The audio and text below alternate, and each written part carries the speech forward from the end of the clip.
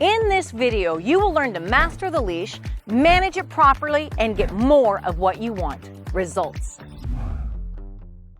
One of the most important skills to learn is how to master the leash. Throughout your dog's life, it is going to be your line of communication to your dog. And I see so many people mismanaging the leash, choosing the wrong leashes. So I want to make sure that we set you up for success and at least get you shopping in the right place to start out right. One of the best materials is going to be a lightweight cotton, even biothane, or a thin leather leash. What not to choose is the heavy, bulky, big buckle leashes on a dog, a buckle that'll be on a leash. You don't want the waist leash. You don't want the shoulder, the leash that goes over the shoulder. You don't want the 2-foot line that keeps constant tension. And you don't want the bungee line that's gonna have give so you can't make a correction. And then how many times have we seen the flexi lead to where that dog is just out 30 feet and pull the owner right off onto their face? So you wanna always set yourself up. The first thing that you're gonna wanna do is choose correct equipment. And a lightweight 6-foot leash is the best way to go. Also, you don't want anything attached to the leash. So often my clients come in and on the end of the line, they have their poop bags, they might have a treat bag or even an identification clip. That way it may seem more convenient, but you don't want anything weighing your leash down. This is your direct line of communication, so keep your leash clear. So let's talk about managing our leash. How are we gonna hold it? A surefire way not to hold it, and I see so many of my clients doing this, is they will take this leash and they will just start to wrap it around their hand, they'll wrap it around their wrist, and they are ready for a fight with their dog. Well, this is absolutely not the way to go when you're starting to walk with your dog. Your mindset is already ready to create fight and tension, which brings unwanted stress, unwanted fight with your dog. So how are you gonna hold the leash in a well-mannered way that's gonna give you the best results? Well, number one, you can hold it a couple different ways. You take the handle like this, you put your thumb through it, and you're gonna grip it. This is a very solid way to handle your line.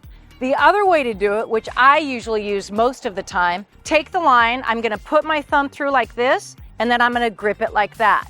So I can just loop the leash myself like that, so I can just wrap it around like that, and then I grip. And then I keep my hands close to my body. Because what I'm gonna wanna do is when that dog goes out ahead, I'm gonna give a leash correction and go the other direction. So one thing that's really important is that when you are walking with your dog, you wanna make sure that you start to disagree before there's constant tension. Also, if a loose leash walk is my goal and I am correcting when the dog is extended all the way out there, then he's experiencing discomfort out there. And then when he's with me and it comes by me, he's gonna get comfort or pleasure or even affection here, because that's really what a dog wants, is they want to avoid discomfort and they want pleasure. But those that are working service dogs or maybe are in a tight area, you're gonna wanna make sure, so you'll go from this position where you have all this slack, and if your dog is walking with a loose leash line, you can also grip the line like this, to where if I'm walking, I'm actually holding the line here. What's important is that no matter where you are holding the line, if I'm holding it at the end of 6 feet here, or if I'm gonna keep my dog right here at my side, that there's never tension on the line. Tension on the line will create frustration.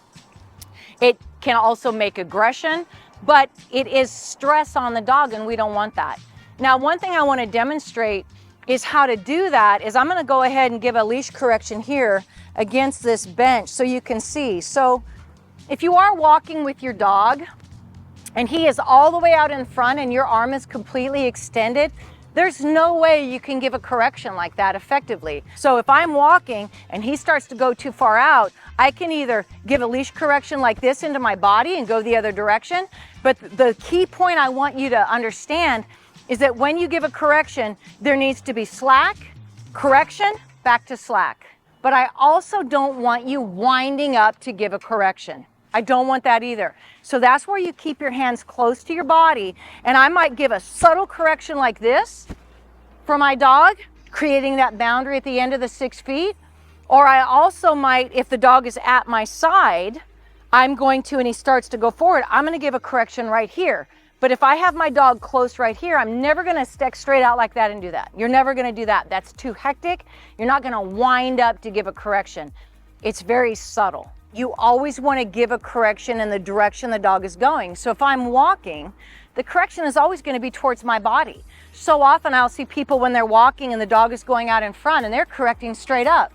Well, that doesn't help the dog. You're making unclear pressure because you are not giving a correction in the direction you want the dog to go. So one last time, always keep slack in the line unless you are correcting or directing. And a proper leash correction would be anytime there starts to be tension, you're going to make sure that you create a little bit of slack, correct, and then go back to slack every time, okay? Whether the dog is in front or whether the dog is at your side and it's a leash correction right here, or if you have a sensitive dog, it might just be your wrist, all right? Very, very important to remember. Well, let's talk about what happens if the dog is doing something you don't like. It is a great correction tool to disagree so you can start to teach proper rules, boundaries, and discipline in your home. You can keep the dog from being destructive and chewing things up in your home and limiting access. You know, I had a client the other day, you know, you got a new dog and that dog is chasing the cat. I'm like, put a leash on that dog. You don't have any control, you have no other tools, so we need to block the unwanted behavior. That constant direction and boundary and ways to communicate what you want to disagree with or agree with, that leash is an excellent tool because it blocks unwanted behavior and it allows you to correct unwanted behavior when it's appropriate. So just a couple examples of a way that you can use the leash. So if I was going to be walking and I want to loose leash walk, okay, so if I want to go the other direction, he's just going to feel the end of it. And I've got my leash right here. My hands are close to my body. And I'm going to sit here and just change direction. He feels the tension and he just immediately turns to follow. All right. The other thing that we can do is if I want to walk with my dog, let's just say I want to do a sit command. I'm just going to gently, especially in the beginning, just gently pull up. So if I pull up, no command, the brain, he sits and there he goes. He lays down. I guess it's nap time. But I pull up. The brain feels that, head goes up, butt goes down. Now I'm going to go ahead and walk. What does he do? He follows. I want you to notice there is no commands that I am giving. He is just following. Also, let's say I want to do something else. I make tension and he goes into a down. I said nothing, but the brain surrendered and he followed down. Now I'm going to walk. If I walk, his brain, he's already starting because what will happen? As you do this with your dog and you teach their brain to surrender to the tension on the end of the line, they'll start to pay attention to everything you're doing when they are on leash. So when you're walking, your hands are close to your body. Let's say I started to walk.